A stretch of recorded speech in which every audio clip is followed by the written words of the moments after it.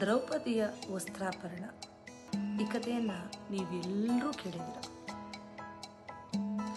ಹಿಂದೂ ಪುರಾಣದಲ್ಲಿ ಅತ್ಯಂತ ದುರದೃಷ್ಟಕರ ಅಮಾನವೀಯ ಸಂಕಟವಾದಂತಹ ಕಥೆ ಅಂದರೆ ದ್ರೌಪದಿಯ ವಸ್ತ್ರಾಪರಣ.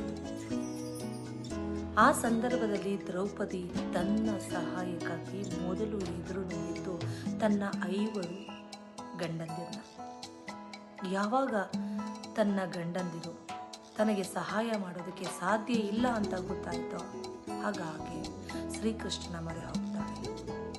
ಆಗ ಶ್ರೀಕೃಷ್ಣ ಆಕೆಗೆ ವಸ್ತ್ರದಾನವನ್ನು ಮಾಡಿ ಆಕೆಯ ಮಾನವನ್ನು ಕಾಪಾಡ್ತಾನೆ. ಈ ಕತೆ ನಿಮ್ಮೆಲ್ಲರಿಗೂ ಗೊತ್ತೇ ಇದೆ.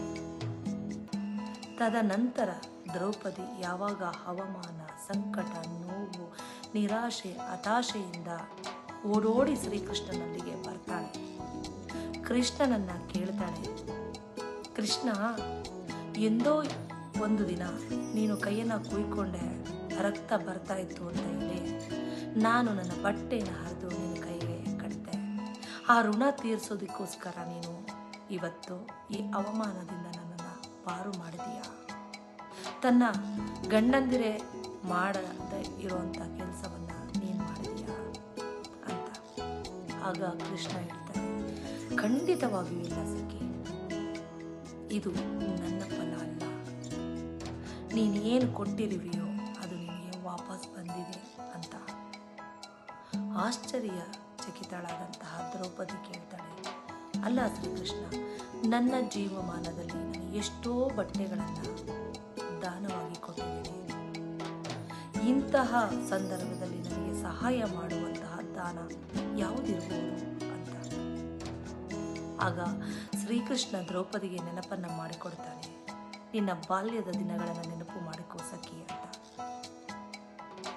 ಆಗ ಒಂದು ಸಾರಿ ದ್ರೌಪದಿಯ ಬಾಲ್ಯದಲ್ಲಿ ಸನ್ಯಾಸಿಯೊಬ್ಬರು ನದಿಯಲ್ಲಿ ಸ್ನಾನ ಮಾಡೋದಕ್ಕೆ ಹೋಗಿರ್ತಾರೆ.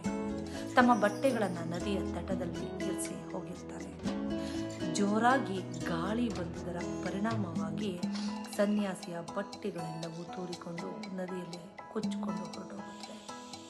ಸ್ನಾನ ಮುಗಿಸಿ ಬಂದಂತಹ ಸನ್ಯಾಸಿಯ ಬಟ್ಟೆಗಳು ದಡದಲ್ಲಿ ಇರೋದಿಲ್ಲ.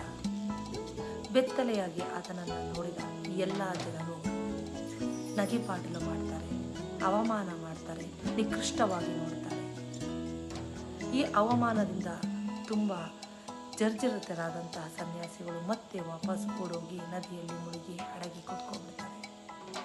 ಇದನ್ನು ನೋಡಿದಂತಹ ದ್ರೌಪದಿ ತನ್ನ ಪೀತಾಂಬರವನ್ನು ಹರಿದು ಸನ್ಯಾಸಿಗೆ ಕೊಡ್ತಾಳೆ. ಆಗ ಸನ್ಯಾಸಿ, ನನ್ನ ಮಾನವನ್ನು ಕಾಪಾಡಿದ ನಿನಗೆ ಏನು ಕೊಟ್ಟಿದೆಯಾ ನೀನು ದಾನವಾಗಿ, ಅದು ಅಕ್ಷಯ ಆಗಲಿ ಅಂತ ಆಶೀರ್ವಾದವನ್ನು ಮಾಡಿರ್ತಾರೆ. ಅದರ ಪರಿಣಾಮವಾಗಿ ದ್ರೌಪದಿ ತಾನು ಅವಮಾನಕ್ಕೆ ಒಳಗಾಗಬೇಕಾದ್ರೆ ಆ ವಸ್ತ್ರ ದಾನವಾಗಿ ಶ್ರೀಕೃಷ್ಣನ ಮೂಲಕ ಆಕೆಗೆ ಸಿಗುತ್ತೆ. ಅದಕ್ಕೆ ಹೇಳೋದು, ನಾವು ಏನು ಕೊಡ್ತೀವೋ ಅದು ನಮಗೆ ವಾಪಸ್ ಬರುತ್ತೆ ಅಂತ. ಅದು ಒಳ್ಳೆಯದೇ ಆಗಿರ್ಬೋದು, ಕೆಟ್ಟದ್ದೇ ಆಗಿರ್ಬೋದು. ನಾವು ಒಳ್ಳೆಯ ಕೆಲಸಗಳನ್ನು ಮಾಡಿದ್ದರೆ ನಮ್ಮ ಸಂಕಟದ ಸಂದರ್ಭದಲ್ಲಿ ಖಂಡಿತವಾಗಿ ಯಾವುದೋ ಒಂದು ರೂಪದಲ್ಲಿ ಅದು ನಮ್ಮನ್ನು ಕೈ ಹಿಡಿಯುತ್ತೆ. ನಾವು ಕೆಟ್ಟ ಕೆಲಸಗಳನ್ನು ಮಾಡಿದ್ದೇ ಆಗಿದ್ದರೆ ಅದು ನಮಗೆ ರಿವರ್ಸ್ ಆಗಿ ಒಂದಲ್ಲ ಒಂದು ಸಾರಿ ಶಾಪವಾಗಿ ಪರಿಣಮಿಸುತ್ತೆ. ಹಾಗಾಗಿ ಯಾವುದನ್ನು ಮಾಡಬೇಕು, ಯಾವುದನ್ನು ಬಿಡಬೇಕು ಅನ್ನೋ ಆಯ್ಕೆ ನಿಮ್ಮಲ್ಲಿರಲಿ. ವಿಷಯದ ವಿಶ್ಲೇಷಣೆ ನಿಮ್ಗೆ ಇಷ್ಟ ಆಗಿದ್ರೆ ಸಬ್ಸ್ಕ್ರೈಬ್ ಮಾಡಿ, ಶೇರ್ ಮಾಡಿ, ಲೈಕ್ ಮಾಡಿ, ಕಮೆಂಟ್